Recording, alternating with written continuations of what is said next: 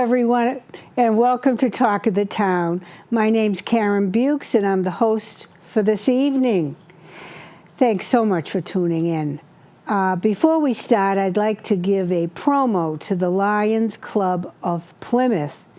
They are having their 7th annual Thirsty Pilgrim Beer Festival this coming weekend, and it's always a lot of fun. So that's the 12th and 13th, and they're going to have it, of course, at the Hedge House lawn. And they have the food and the beer, and I want you to know every single penny comes back to Plymouth. They give it all away. And for instance, the Girls and Boys Club and other venues like that, and it is such a wonderful organization. That is this weekend, the 12th and 13th, on the Hedge Lawn down at the Plymouth waterfront. Come one, come all. It's a wonderful, wonderful club, the Lions Club of Plymouth. Okay, here's some of our very special underwriter. David and Kevin Gallerani, owners of Cape Auto Body and Service. Locations are Samoset Street and Sandwich Street. Great service, great people. Now tonight, you're going to learn a lot because we have two great guests. Both care about our town deeply and serve the town in town government for quite a while now on many committees and boards. One is chair of the planning board. My other guest is a town meeting member. Together, they just served on the Plymouth Charter Review Committee. They are here tonight to explain the Charter Committee's recommendations for town meeting. Please welcome Tim Grandy and Doug O'Rourke. You got it. I got it. I always say O'Rourke, and it's O'Rourke, and I want to say it right. Welcome, gentlemen. Thanks, Karen. It's really nice to be here. Thank you, dear. Good evening, as always, Karen. It's a pleasure. It's a pleasure to have you both on. Now, you just served on one of the most important committees that the town can have, and we're going to get through this a little bit, but I'd like to start this way by introducing you, because we go to a lot of towns, and I want people to know who you are, where you live, what you do, are you married, children, and things of that nature, little personal things. Let's start with Tim. Yes, I'm a resident of South Plymouth, down at 160 Bournehurst Drive, way down south, Buttermilk Bay area. I've lived in Plymouth for 24 years, a little over 24 years. I have 2 children. My son will be a senior at the University of Oregon this year. Wow.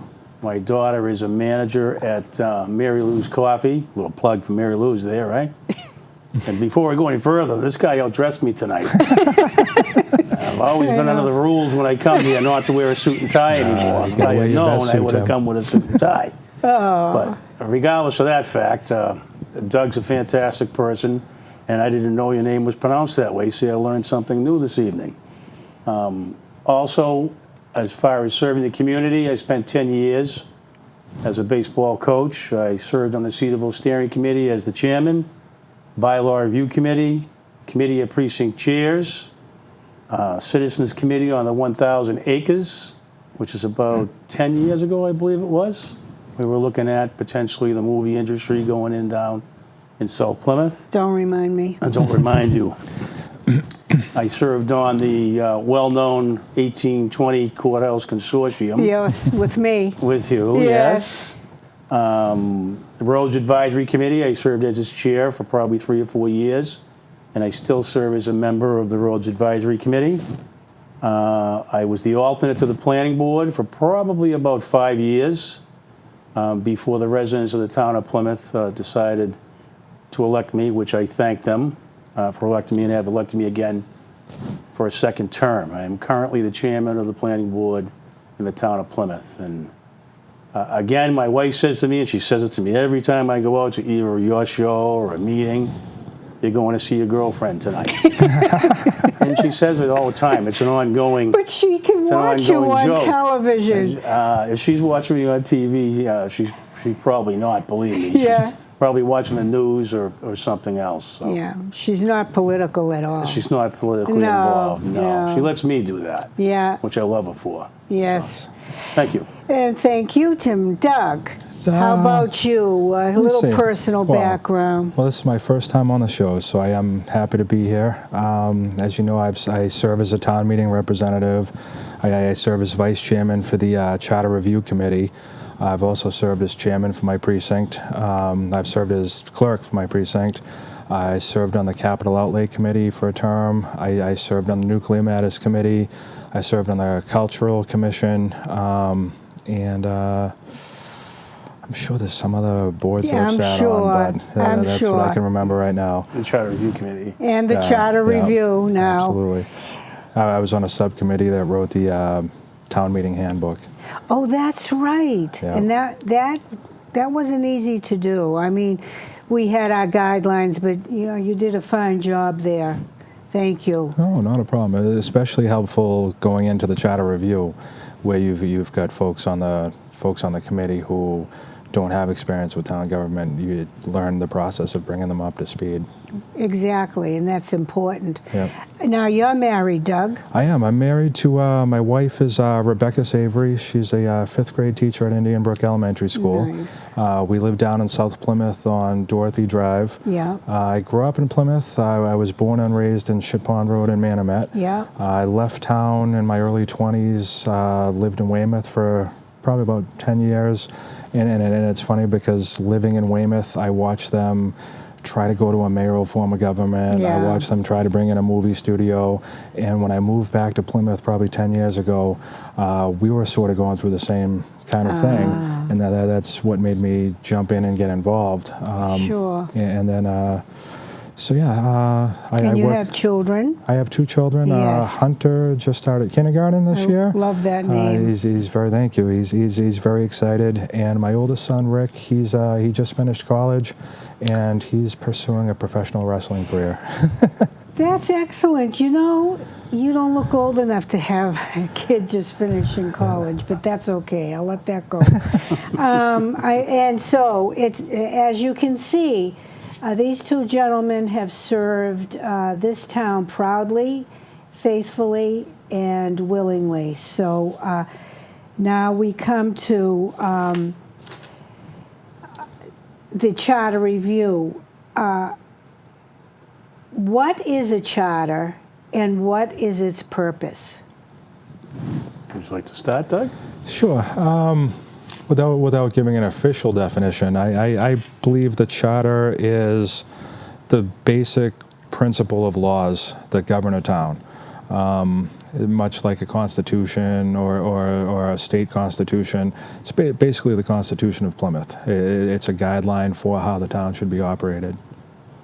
That's right. And how often is the charter reviewed? The charter reviewed every 5 years. The moderator is tasked through the charter to put together a charter review committee for review every 5 years. It can be reviewed through a different process, which I think you're going to mention. I am, because there's two ways a charter is reviewed, and both of you now can speak to that, which are? Well, you've got an appointed charter review committee. Yes. Or you've got an elected, townwide elected charter review commission. Commission. And they're elected townwide, and signatures have to be gathered for that, I believe. That's correct. Yes, a lot of signatures. But tell us the process. Appointments are made to the committee. How is that done? The moderator makes the appointments to the charter review committee Yeah. through a selection process where you put in a letter to him, and he vets the individuals who give their applications to the moderator, and he makes a decision on whether to appoint you to the Charter Review Committee. We currently had 9 members appointed by Mr. Trifoletti. Right. And would you like to share what you wrote in your letter? Sure. I wanted to serve on the committee, but I didn't think that I would get appointed. So I didn't submit a letter. They announced the committee. It was in the newspaper. It was advertised at public meetings. Yep. And before the Charter Review Committee was formed, I had been polling town meeting members, and I polled my precinct about the composition of the Advisory and Finance Committee. And we took an informal vote in my precinct to look at changing that, maybe sponsoring an article. And then the announcement came up that the Charter Review Committee was being formed, and then I had brought it outside of my precinct. I've talked to probably half the town meeting members about this ahead of time, so it wasn't quiet.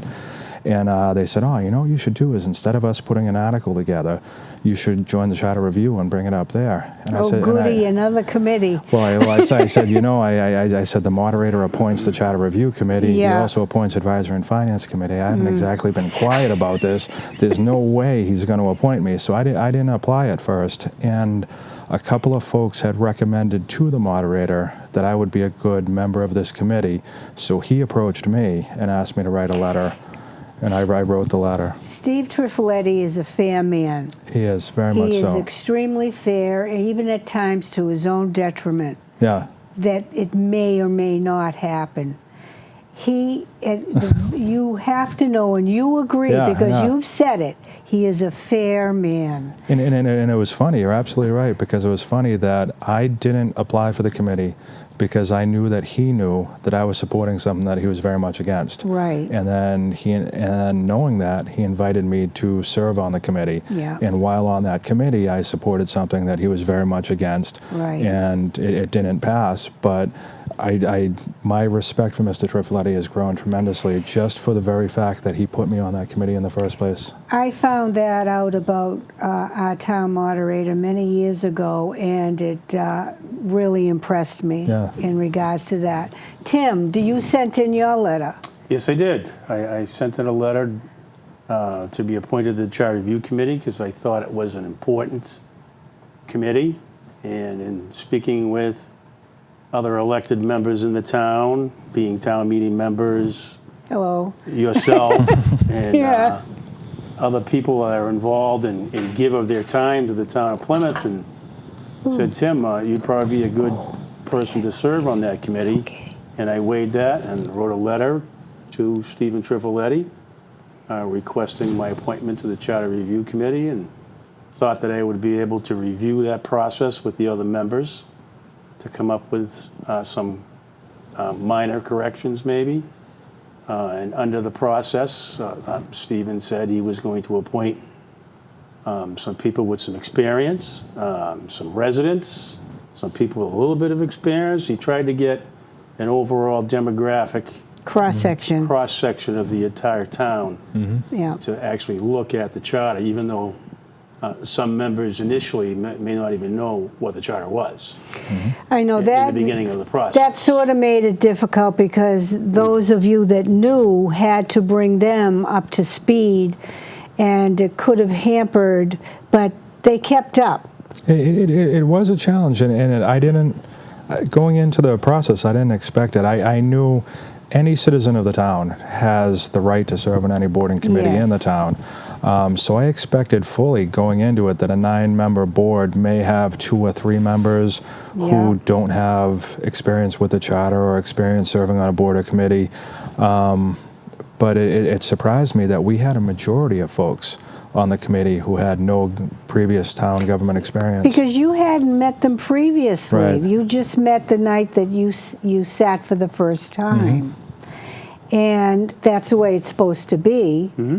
But I know the commission and the committee that I sat on, we did know each other. And we did, I learned so much being on that committee. I knew, I got to know how our government runs.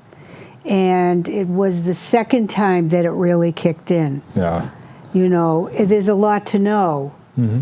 I even think today, Karen, I don't think everybody actually knows every line in the charter Do you know who in does? verbatim.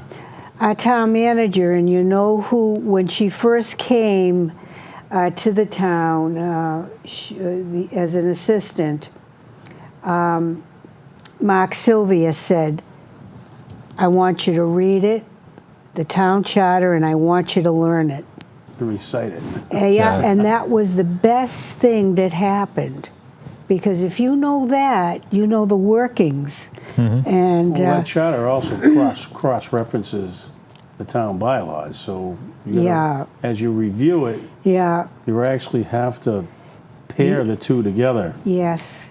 in And the it can process. be- 'Cause if you make a change in the existing charter, you could be affecting the actual town bylaws Absolutely. in the process. So tell me, how was it working with one another? Overall, good. Yeah. Overall, good. You like Tim alluded to, you did have some mixed personalities, some mixed backgrounds, some mixed levels of experience. There were some challenges sometimes where, when you've been working in town government for 8 years or even longer in your case, and you've seen what works and what doesn't work, and you understand the process, and then you have someone that's opposing what you're proposing because it clashes with their principle, and you're trying to explain that this fits within your principle, but in action this is what actually happens. And it's hard sometimes, it was a challenge sometimes to try to get others to see what you were thinking. It's funny too, because the fear going into the charter committee for me was that some folks were going to try to upend the current charter and write a new charter. Yeah, you always worry about that. Exactly, and you don't know, and like Tim said, you don't know what the composition of the committee is, so you may have a bunch of folks you don't know that feel that way. So going in, there were a few members that, let's scrap town meeting and let's start from the beginning, and let's look at a mayoral form of government. Right. And then and I think that in some ways set the tone for the rest of the meetings, because I think at the first meeting we voted against doing that, and we wanted to tweak the existing charter, not scrap it and start with a new one. And I think some folks they said, well, we don't like the town meeting form of government, so going forward we're not going to support anything that has to do with town meeting. And it was just so Yeah. I think some people came around, but those were the initial challenges. Well, I went to a number of your meetings, and I watched the both of you, and I watched Karen Keene too, someone who has been with town government a long time. And you had patience. And that, number one, was fantastic, because it was very hard to do so with two people on the other end saying they wanted, they didn't like anything that was being proposed. But in the end, the majority came to their conclusion, and it was your original conclusions. Right. But so I think as an observer, it's always fun to watch. And especially if you know the person that's sitting up there, you know what's going on behind their eyes. And to have the patience that you did is commendable. Thank you. Well, in the process, you have to realize that through the selection process, I'm sure Mr. Trifoletti in the letters understood some of the people's views on different parts of government, whether it's a mayoral form of government or the town meeting form of government. And there are struggles with both. Struggles with all. Any type of government, whether it's a mayoral form of government and city council or the existing town meeting form of government, it has flaws. One may have more than other, depending on your opinion. The truest form of government is town meeting form of government. So some of the members of the Charter Review came from cities that had a mayoral form of government. They may have only been in the town for 4 or 5 years, or longer or less, whatever the case may be in each individual situation, and felt that town meeting was an antiquated form of government, and the town was getting too big, and nobody knew their town meeting members, and there was too many town meeting members. We should reduce the number of town meeting members to 3, and forgive me for going on a run. You might be on your list there somewhere. That's all right. So during the vetting of the charter, all that information came out, I think, through the process, which is very interesting. And some got it. And some understood and started to understand the town meeting form of government versus a mayoral form of government. And to me, I would have liked to maybe see the committee go a little bit longer, but you're under some time constraints. Not that I wanted to meet as much as we met and have a lot of meetings already and other. It's a commitment. It's a commitment. Absolutely. It really is. But to your point, and Doug, you'll remember this, you know, I always say, you get frustrated with your type of government, and it doesn't matter if it's a mayoral or a town council. What do? Do you change that form of government? You know, it's funny you bring that up, because I mentioned that I lived in Weymouth. Yeah. And I lived in Weymouth while they had a town meeting form of government, and they were trying to switch over to a mayoral form of government. Yep. It was actually my barber who kept me informed on what was going on, because he was gung-ho and he was heavily involved. He wanted a mayor. Yeah. So he went to all the meetings. I'm not sure what offices he held, but he pushed and he pushed and he pushed. And every week I'd go and get my hair cut. I had hair back then. And so I would get my hair cut every week, and he would keep me abreast of the situation. And I'd follow it in the newspaper, and I'd listen to the radio. And so he pushed and pushed and pushed and pushed, and they finally went that way. They had got a mayoral form of government. And it's funny, because at the time I lived in Weymouth and worked in Plymouth.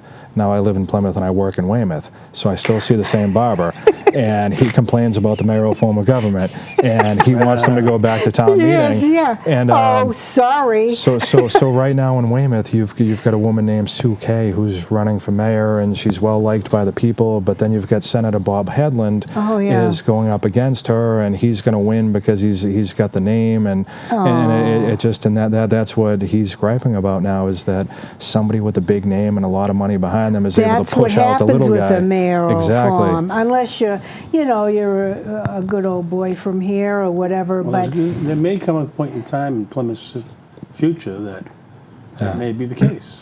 Yes, well, you can go out and get the signatures, the 10,000 signatures, and do it. I mean, but the best form of government is a town meeting form of government. We have 135 town meeting members that, you can't corrupt 135 town meeting members, but you may be able to corrupt 7 people. And that 135 may increase Yeah. as the population increases. And that 135 doesn't accept campaign contributions. No, we don't. Exactly. So let's get to it. Now, I know, did town officials come to speak? Oh, yeah. Yes. Town manager, town clerk, Moderator. Kenny Tavares spoke at one of the initial meetings. The moderator came and spoke at 2 separate meetings. We had zoning board officials speak. Yeah, several meetings. precinct chairs, tons of town meeting members. Director of planning speak at the meetings. There was quite a few town officials that did speak, yes. And a lot of town meeting members. Correct. Absolutely. How did you feel when town meeting members came before you and spoke? I thought it was important, myself. For me, it's funny, because I've been working in town meeting for 8 years now. So town meeting members are my informed neighbors. So I trust their opinion. I know they're doing the research. I know they know the background. I know all the town meeting members that were sitting before me all come from different walks of life. They've got different jobs, come from different backgrounds. That's done on purpose. Exactly. And so when you folks came to the charter committee meetings and you spoke, I trusted your opinion because I knew that you were informed and you had that diverse background. I think some of the members on the committee saw the opposite, where, oh, geez, town meeting, they're just looking out for themselves. And that they saw you as one collective group, whereas I saw a varied group of people with differing opinions. Representing residents of the the community. residents Exactly. of the community. Well, being a former town meeting representative, and I served as a town meeting representative probably for 7 or 8 years, and I understand the work that went into the way things are done today with the committee of precinct chairs. Back when I was first a town meeting representative, there was no committee of precinct chairs. Right. So the caucuses were Yeah, basically... when I first came in, there were no chairs. Right. Yeah. No committee of precinct chairs. Right. There were chairs in each individual Oh, yes, I meant precincts. committee of precinct chairs. Right. Yep. So as soon as the committee of precinct chairs was put together, I think the town meeting representatives became a lot more informed during the process. And Caucuses got better. Caucuses got better, and when I became the chairman of Precinct 9, we started doing some super caucuses where you got 3 Yeah. precincts together at the same time. Yep. And a lot more officials would come to a meeting of 3 precincts versus just going to each individual 14 or 15 precincts, depending on, back then I think it was only 13. Yeah, I think you're right. No, 12. 12. Might have been 12. You know, in my caucus too, well, in my precinct, at my caucus, it's a chance for the residents to come and speak. Because they can't come to town meeting They and come speak to there. mine, too. So they come to their local caucus. Yes. They know their town meeting members and they can voice their concerns. Yes. We've always got a dozen people in the audience that feel this way about that issue or that issue, That's and good. sometimes they want to talk about just a neighborhood issue that's not on the docket for town meeting. Right. And then it just Because you're there to represent them. yeah, absolutely. Now, let's get into it. What is the Charter Review Committee presenting to town meeting? Let's go. Well, the first and foremost, we are proposing to eliminate the conflict of interest provision that's written into the charter and adopting the state conflict of interest law. And how did you get to that conclusion? I could spend about an hour reading all these documents from Copeland and Page and other interested parties as far as the legalities that go along with the conflict of interest laws and how they relate to town meeting representatives. Tell us. They are exempt. Town meeting members are exempt from the conflict of interest laws. Why? Because if you're a town meeting representative and you're voting on a certain issue, say you're a school teacher, just because you're a school teacher, you still should be able to vote on line item budgets as far as the entire The town is bottom concerned, line. the bottom line. Yep. You're not actually voting. If you felt like you were, they can recuse themselves from a certain line item Yes. and have that separated out if they feel there's a conflict. So if we affected the town meeting representatives as far as continuing with this, there is a possibility of lawsuits. So the town is liable in some cases, and especially with this new language that's, I don't have the exact verbiage and haven't read it at 100%, but I heard it was changed and readopted or whatever the case may be. Yeah. What I saw when I read through all of this language for Copeland and Page, there is no way that we should have that within the charter of the town of Plymouth. It puts the Plymouth residents at risk. Well, they say that themselves. Town meeting members are exempt because, why, Doug? Because they want a cross-section. Well, the state outlines why town meeting members are exempt. There's a state conflict of interest law, and it says that any elected official is held to this conflict of interest law. And they consider an elected official a town employee. So they have to follow the same standards as if you actually worked for a town or the county or the state. And if you have a conflict, you have to divulge that conflict, and you can't vote for something that's in your own best interest. If you take our Board of Selectmen, for example, they set their own agenda. They set the policy that comes before them. So they're not just voting on something, they can actually craft what comes before them. They can change it, Exactly. enhance it, whatever. So if they have a conflict, they're supposed to say that they have a conflict and abstain. On town meeting, they don't consider you an elected official. You're an elected voter. All a town meeting representative does is vote yes or no. They don't put the agenda before them. They don't No. negotiate contracts. They don't negotiate the articles that come before them. It's they vote yes or no. You're an elected voter, non-elected representative. You're not considered a town employee. You represent 400 people from your neighborhood, and you come to town meeting representing those 400 people in your neighborhood. And the reason you're exempted from that is because if you have to abstain because you personally have a conflict, you've just silenced 400 people in your neighborhood. Yes, and by giving it to the state, by giving the conflict issue to the state could not interfere because in 1999 a conflict bylaw proposal was put into the charter. So the state cannot interfere with that. They cannot help anyone, a town meeting member, with any question, any conflict issue, because it's already on the books. But once taken out of the book, now they can help.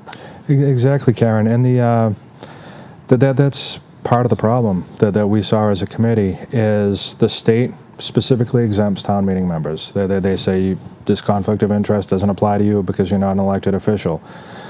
What they do say in the state law is that a town can craft additional language. So in 1999, Bill Abbott and his charter commission, that's what they did, is they crafted that language, and it's commendable. They did a great job, and the intent was they wanted to provide some extra integrity to town meeting.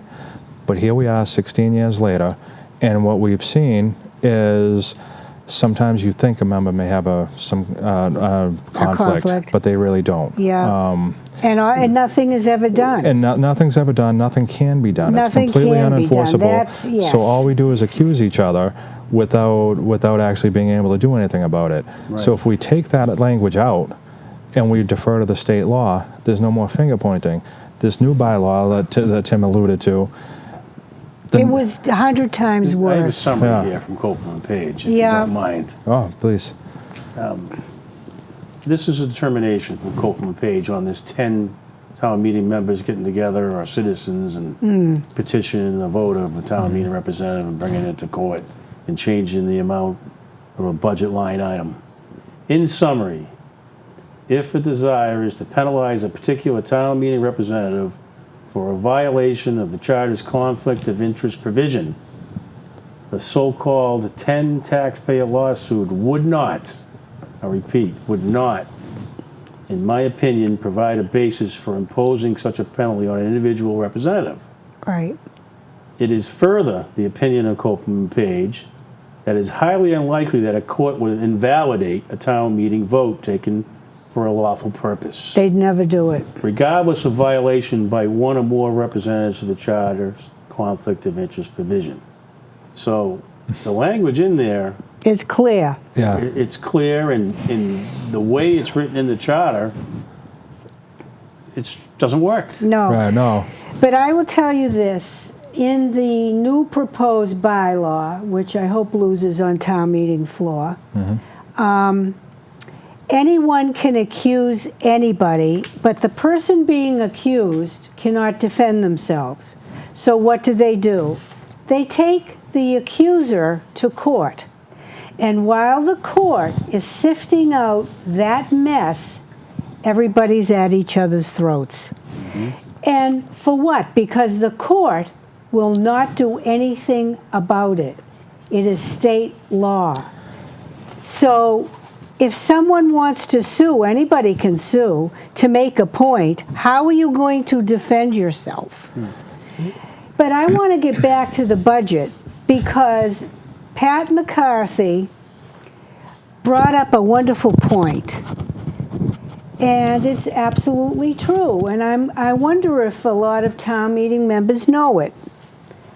Any town meeting member can take any line out of any budget and debate it, can change it, ask for it to be changed. Correct. They can stand up at town meeting and maybe, alert the moderator first. Stand up and take that right out and have a big debate about it. I've done it. Pat's done it. I know other people have done it. It could be done more often.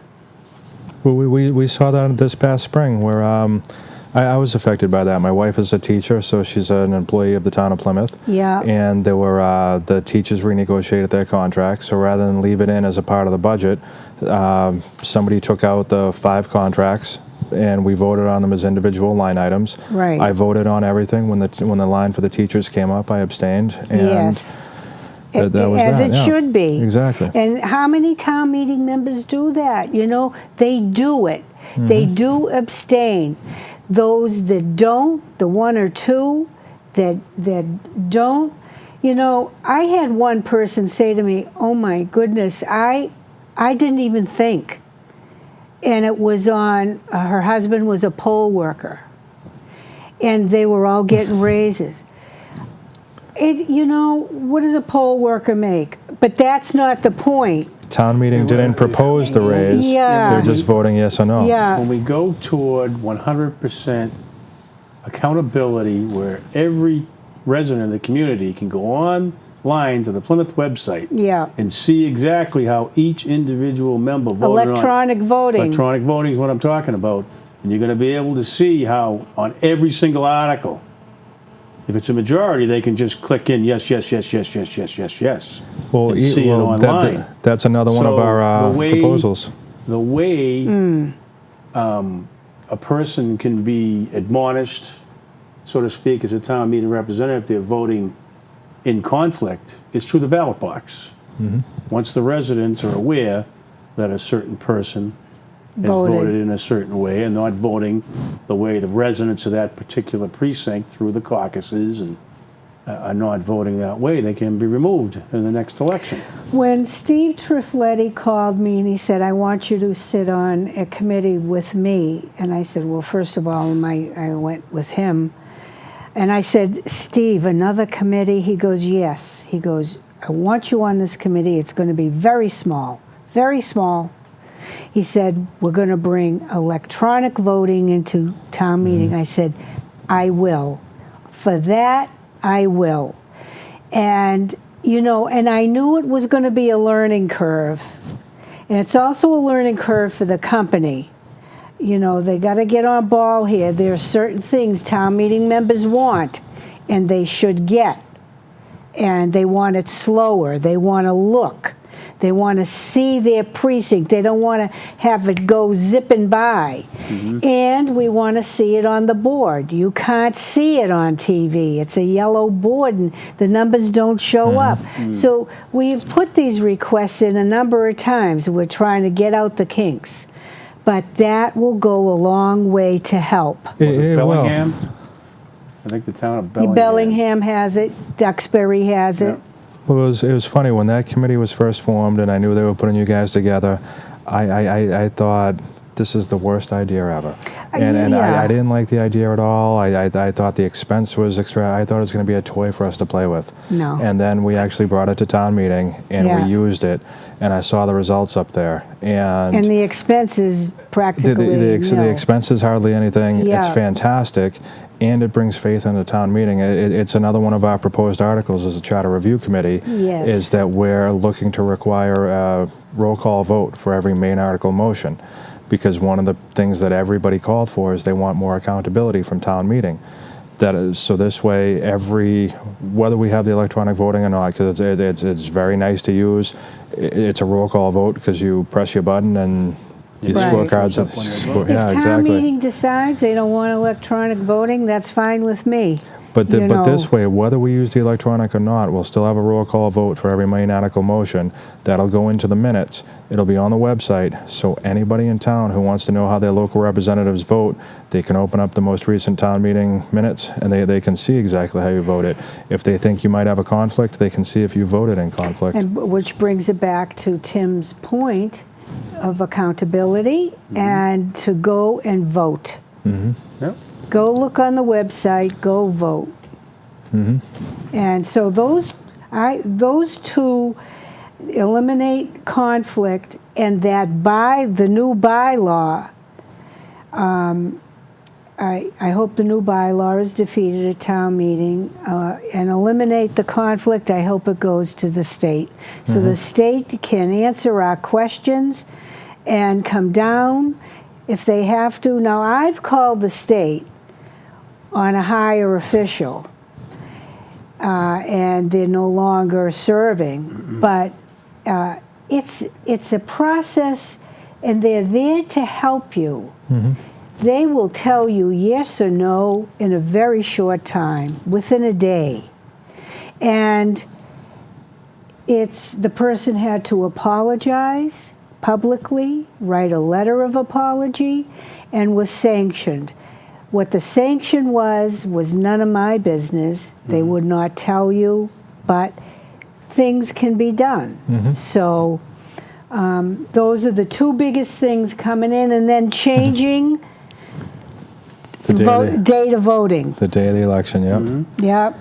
That's a big one. That's a simple one. Right now, the town election is held on the second Saturday of the month. Mother's Day. Mother's Day weekend. The fourth Saturday of the month is Memorial Day. Yes. So we proposed the third Saturday of the month. Right. We originally wanted to piggyback on the November election, but in November, because of the state and the town laws, you would actually have to have two separate elections, even if they were on the same day. So you would go in, you would get your state card, vote for the state candidates, put that back in. You'd go back in, register. Get back in line, go to the other. So you'd vote in the town. So you'd need two sets of poll workers, two sets of security, two sets of machines. It would be a process. You really think that wouldn't be the case, but it is. It is. It is. When we looked into it on our commission, it was eye-opening because we had called Pizer in, our town clerk at that time, and he explained it. Then we looked it up, and sure enough, it boggles your mind what has to be done. It sounds simple, but it's not, and it's not cost-effective either. But so to have that not on Mother's Day, I thought was a big accomplishment. Yeah, absolutely. And it's funny because I ran for selectman one time and I lost. And I had to get up first thing in the morning on Mother's Day. There was supposed to be a happy special day. And before anybody woke up, I went and I took all my signs down so nobody would notice. So I don't have to do the walk of shame on Mother's Day. Oh, please. But the important thing was the town manager said, if you want to have the election, try to make sure that it's after the spring town meeting. Yes. So all the players are still in place as they're going into the budget hearings. Right. And then make sure that you have your new officials in place before the July 1st fiscal year starts. Yes. May seems like a good time to have that. Yep. And we looked at the third Saturday in May, so people are already used to an election that time. Hopefully more people will show up. So everybody at home, vote in May, third Saturday in May. It's not Mother's Day weekend anymore, we hope. Yeah. Now, some people complained, like you said, Doug, before, that not enough people came to your meetings. Well, don't take it personal, because they don't. Right. You know, I've been on two, and the only ones that come are the ones that are really vested in change or something, you know, really big. The public should go, but they don't. They're too busy. They are. It follows true on election day. And you see the results. And it was disheartening. But I'll tell you, when I sat, there was a huge group of men that would come in. And if you said something good, they would go like this. If you said something bad, they would shift in their chair and just look down at the floor. And so you knew how you were affecting them. Yeah. And then they would get up and speak. But I think a charter review committee is a wonderful vehicle. It's very important. It's funny because there were folks on the charter review committee who accused some of us who are more experienced of holding a certain opinion because we were so involved, that, oh, you're just the establishment. And they felt they were kind of anti-establishment. And the way Tim and I get to where we are, it's not for any self-interest. We don't get anything out of this. It's just we're trying to help our neighbors in our community. We go to the meetings. I've sat in a room with you countless of times watching the most boring topics be brought up and I know, debated your and eyes discussed. glaze over. Exactly, but if not for us, then who? Yeah. And those same members who were calling us the establishment, I've never seen them in the meetings, and it's just it's a shame. But the only way you know what's going on in the newspaper, they'll write the hot button issue, but they have to sell newspapers. There's so much more than what you read in the paper that goes on at these meetings, and if you truly want to shape and affect your town, you need to be there. Well, you know, when you go to the planning board meeting or a FinCom meeting, finance committee meeting, or a selectmen's meeting, it's different when you see it on TV. When you're in the room, you see all those little nuances. You see the look. You see the poke. You know, you see the texting, which should not be done at a meeting. But you should go. If you want to be involved and you want to change things, I mean, I don't agree with everything. You certainly don't. No. You don't agree with everything that comes down. No, we're not. The three of us could disagree on certain issues, and we're going to in the future. Right. Yeah, no, we have in the past, and We have in the we're at this past. table right now. So Right. But It's not personal. What we're doing is we're doing what we think is best for the community, and we vet the issues. Same thing the Charter Review Committee does. Well, or that's did. another thing. Town meeting members, and as I said last night, and Doug, you were there, we don't look at each other as the guy that owns a body shop, the restaurant owner, the teacher, the fireman, the policeman, the housewife. Don't look at us like that. We are a representative. You're the legislative branch of government. right. We're there for you. No, you're absolutely right. And the funny thing about it is, one of the things that I heard was, "Oh, you town meeting folks, you just all vote in lockstep, and you're all of the same opinion in mind." And I said, "That's not true." Absolutely and then they said, "Well, you know, the votes are always so close on one side or the other." And I don't think what folks realize is, because town meeting is such a diverse group of so many backgrounds and opinions, that when you craft an article or you want to put something before them and you want their support, you have to make it palatable for everybody. You have to debate and tweak, and you Takes have to a consult year. different people. Exactly. I'm thinking about doing this. What Yes. do you think? Yes. Well, I would support that, but maybe you should. Okay, hey, what do you think That's about right. that? Well, I don't like Absolutely. that, but maybe if you do that. And then you have meeting after meeting after Caucuses. meeting. Caucuses. And so when 135 people come into that room and they all vote in unison, it's because you've done your homework. Vetted it. Exactly. We vetted, and not to say there isn't something that you may get up on town meeting floor that we haven't thought about. And that's happened to me. And it's like lightning struck. And it changes my vote. And it's something I didn't think about.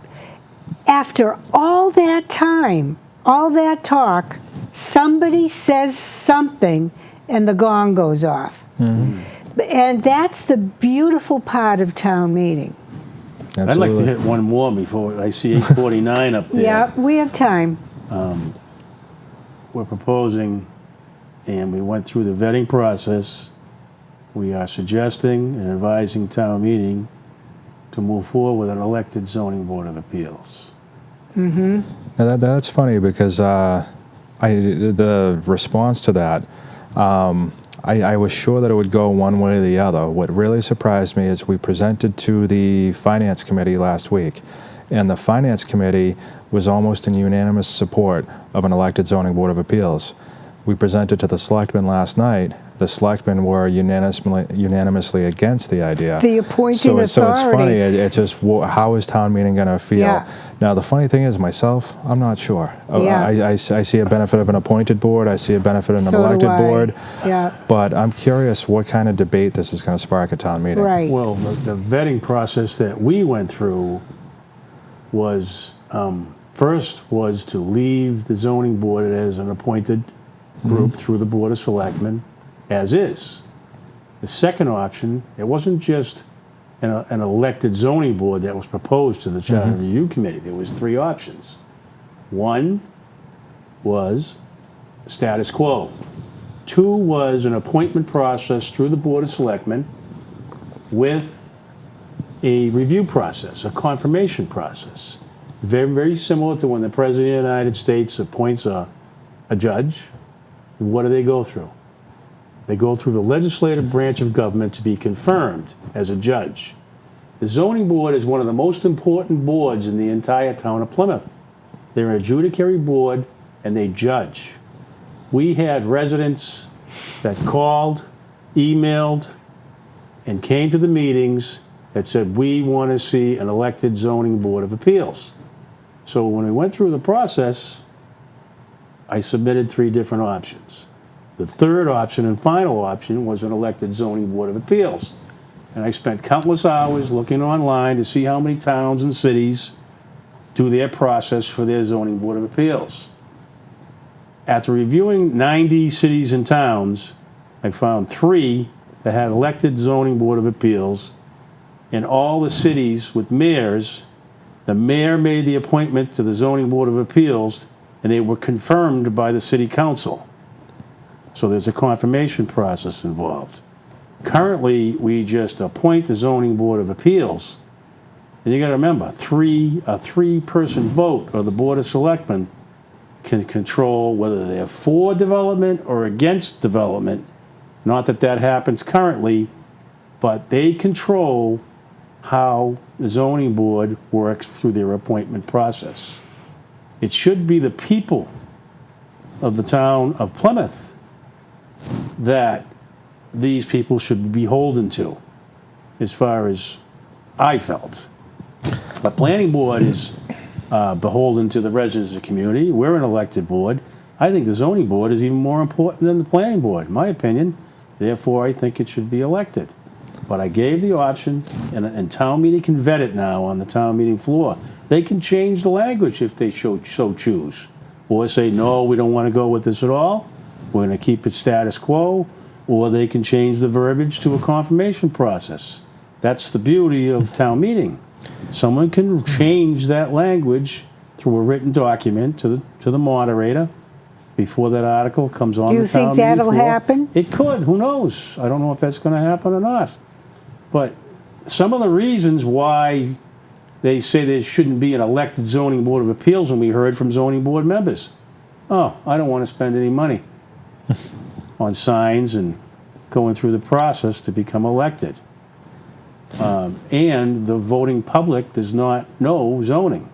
So how can they elect a zoning board official if they don't know zoning? Our founding fathers thought that the public should be involved in the judicial process.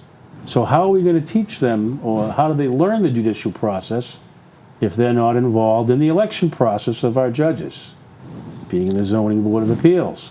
Through debates like the Board of Selectmen has, and through the process in the newspapers that give the opinions of these potential zoning board officials, the public will get to know their zoning board through the process.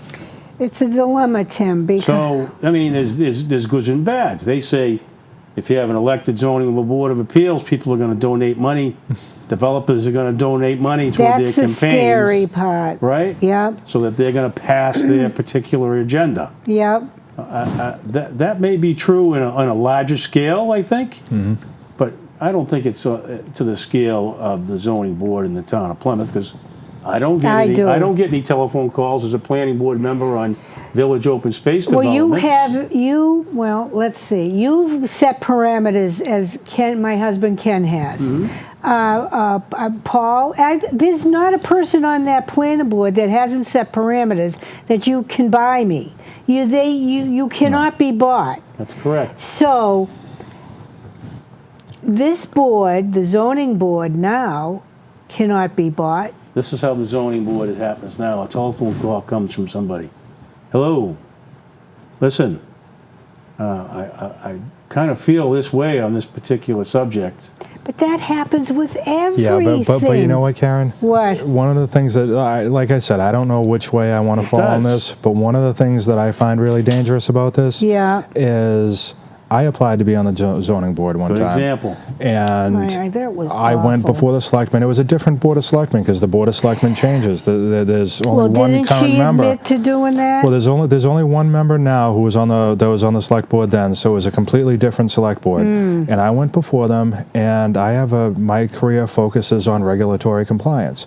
And much of the zoning board, that's what they do, is that they're looking at the laws to make sure that you're in compliance. So I talked about my experience, and I was up against somebody who was a contractor, and the board interviewed both of us. They asked us questions, they weighed our qualifications, and they voted. And it was 3-2, and I was elected a member of the zoning board. And 3.5 seconds later, one of the selectmen... 3.5 seconds. 3.5 seconds later, one of the selectmen said, "You know what? Wait a minute. Doug, you already serve on plenty of things. I'm going to give it to the other guy." Is that the proper review No. process? Is that to a proper, appoint zoning is board? proper That was vetting? bad. Yeah, but that can happen. It did happen, so... That just gives you an May example. I ask, would you ever say who that was? I would not. No? And not that it happens, but a telephone call being made, "Hey, listen, I helped you get elected. I want to be on the zoning board." Not that it happens, but it can. So you have three members of the Board of Selectmen that can control who's on the Zoning Board of Appeals. And through all the regulatory process and the residents that came and vetted the issues, they want to see an elected zoning board But of the appeals. same thing can be said if they're elected. Joe Schmo can pick up the phone and say to Mike No, a Smith, Board of Selectmen member, if a zoning board member is elected by the resident, a Board of Selectmen member can't call up a zoning board member and say, "Listen." no, Right. maybe I said that wrong. An elected zoning board person could get a phone call from a contractor. Well, who elects them? The residents. Yes. In the election process. Well, Well, he take could this. convince everybody that it's the right thing to do. Take this for Not instance. hard. You're a selectman. Yeah. I put $500 in your campaign. Well, now it's 1,000. I put the max. I put $1,000 in your campaign fund, and then you have the appointment process. You're looking for ZBA members. I'm at the podium. You know I put $1,000 into your campaign fund. And all it takes is these 5 guys to appoint a zoning board member. How are you going to vote? I would vote for the best person. Hopefully the select board does. Yeah. But it's hard when you know there's a person, they put $1,000 in my campaign. Now, if that person has to get 4,000 votes to get onto that board, it doesn't matter how much money I put in your campaign fund because I can't pay 4,000 people $1,000. I hear you. We want 4,000 people electing somebody with that type of judiciary power, or do we want 3 people appointing that person Well, with that type of it's going to be power? interesting. It's a Yeah. good vetting debate to have on the It town. is. meeting. Yeah. It'll be a very good debate, and I'm Yeah. not sure which way it's going to I'm go. not sure either. Yeah. It's I know- going to I be know the if I person. had a vote, which way it would yeah, go. I know the person who makes the best argument on town meeting floor. Holy mackerel! It's the end of the show. I am so sorry. I forgot. Thank you so much Thank for you, being Karen. here. Thank you so much, Karen. Oh, This that was fun. flu. I'll be here next week. Yes, I will. See you in 7. Holy mackerel, did that go fast?